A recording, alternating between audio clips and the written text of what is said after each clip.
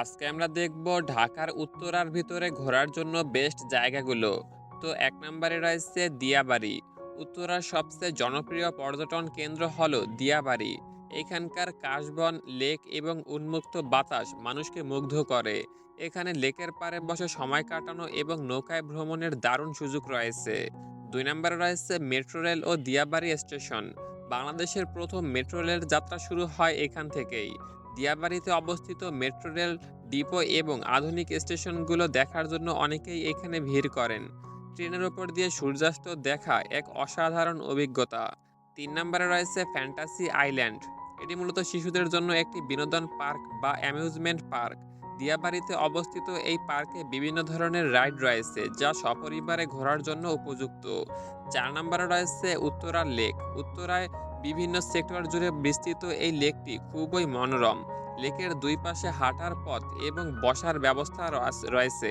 বিকেলে সময় আড্ডা দেওয়ার জন্য উত্তরা লেক আদর্শ জায়গা।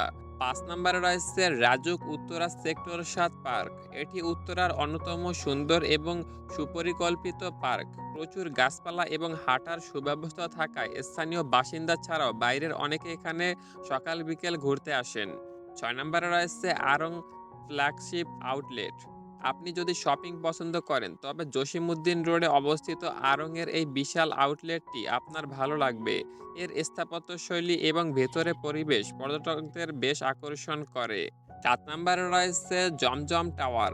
সোনারগাঁ জনপথে অবস্থিত এই শপিং মলটি উত্তরার অন্যতম আধুনিক বিপণী বিতান। কেনাকাটার পাশাপাশি এখানকার ফুড কোর্ট এবং বাচ্চাদের খেলার জায়গার জন্য এটি বেশ জনপ্রিয়। ৮ নম্বরে রয়েছে উত্তরার বিভিন্ন সেক্টরের মাঠ ও রেস্টুরেন্ট।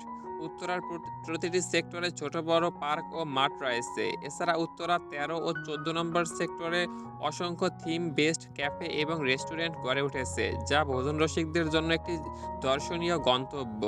ভিডিওতে দেখানো জায়গা খুঁজে পেতে অসুবিধা হলে গুগল ম্যাপে নাম লিখে সার্চ করলে লোকেশন সহ পেয়ে যাবেন। যাওয়ার আগে আমাদের চ্যানেলটি সাবস্ক্রাইব করে যাবেন।